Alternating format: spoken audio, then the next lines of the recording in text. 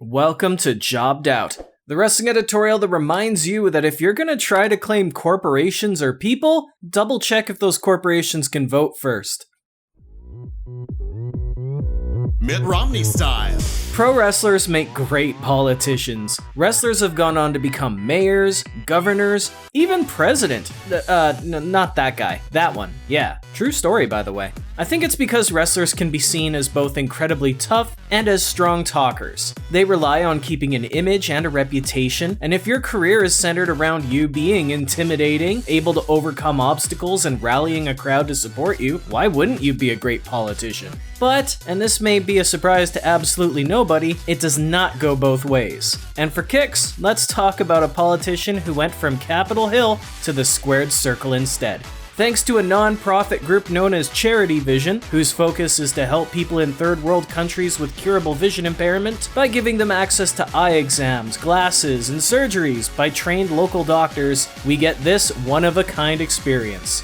A fundraiser event headlines with a boxing card. Yeah, you heard me. Even though the last time I talked about boxing on this channel it was an April Fool's joke, this is the scene for a truly unique moment in pro wrestling history. CharityVision had previously found success a year prior when their Fight Night main event was former boxing champion of the world Evander Holyfield, who took on US Senator and former Republican presidential nominee Mitt Romney. Holyfield humored Romney a lot. They shared some smiles and raised money for a cause. For the record, after Romney's one knockdown of Holyfield, his team threw in the towel and the crowd cheered in appreciation of the show in front of them. This got a ton of PR and raised the question on if and how CharityVision could top that moment. That takes us to today in wrestling history! June 11th, 2016. CharityVision's Fight Night 2 boxing fundraiser from Salt Lake City.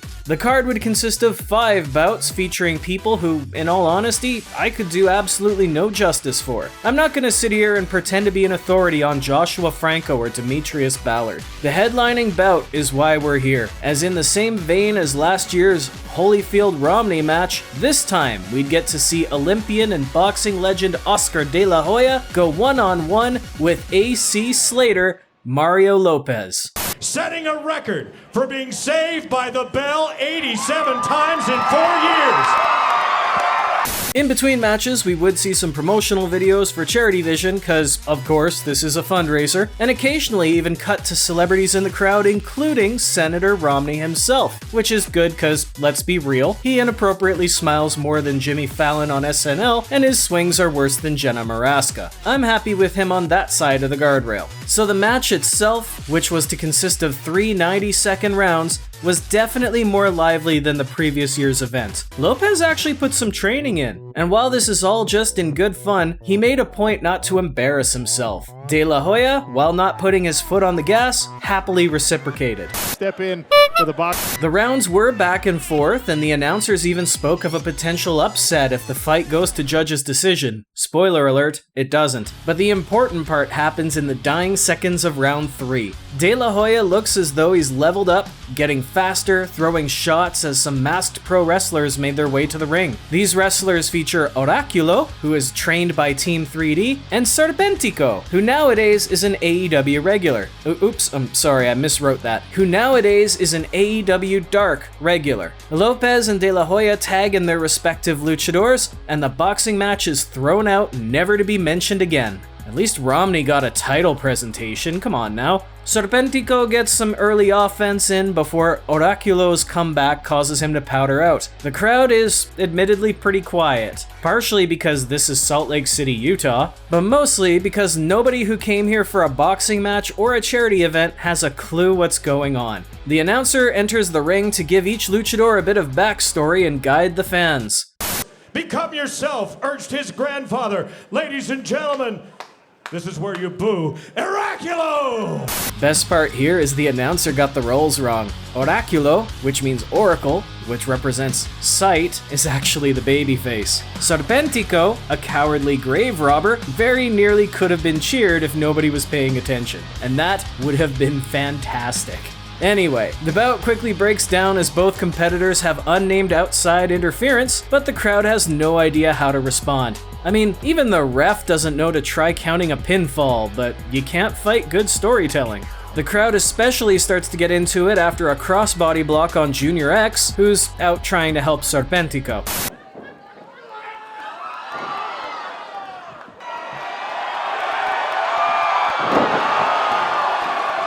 Serpentico tries to unmask Oraculo, something Lucha Libre fans will recognize as the biggest insult you can do, especially to somebody whose name and image were given to them by their ancestors. But the whole thing is interrupted by Nacho Libre. Say everything twice! Yeah! Say everything twice! Ooh, yeah! No, Nacho Libre, as in the Jack Black film. Nacho taunts in plain sight before very gingerly throwing Serpentico off of his opponent. It's actually Oraculo who would hold the invader back so that he can be unmasked, revealing Mitt Romney. And I'm not making this up, the theme from Rocky starts playing. The luchadors drop to their knees in awe and embrace the US Senator. Just like that, all conflict is sorted. The group embraces, world peace is achieved. I distinctly remember Pro Wrestling Sheet putting a whole thing out about how embarrassing this moment was and how it exposes the business. And you know what? I 100% completely and totally disagree. First, this wasn't a wrestling show. This was a charity fundraiser dressed up as a boxing event. But it did get some eyes on Lucha Libre, even if it was just an intermission sort of thing between bouts. Yeah, Mitt Romney looked awful. But who expects him to look good after that boxing match he had last year? Tell you who I would want to see get back in the ring, Mario Lopez. And it almost happened once, so who knows? I don't see anything about this match that exposes the wrestling business. We got some great lucha storytelling, and they had to do it without the help of the ref or the announce team.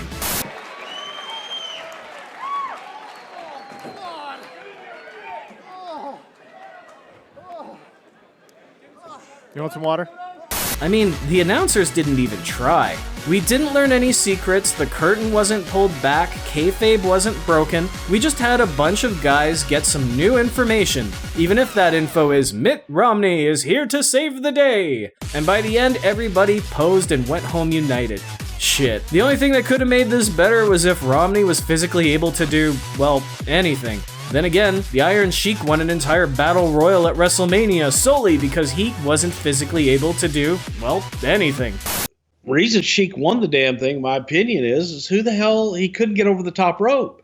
As far as this goes, and I say this as somebody who does not agree with Romney's past statements or his politics, but for a charity fundraiser, this was a nice little moment in history and he deserves props for being a part of it. Now, of course, this is all just my opinion though, and I do want to ask you, what do you think about the time Mitt Romney donned the tights and got involved in a wrestling match? Was it an embarrassment that harms wrestling, or was it all in good fun for a good cause? And who else would you like to see go from celebrity to the squared circle?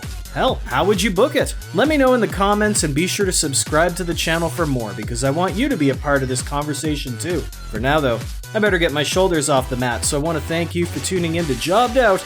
I'll catch you next time.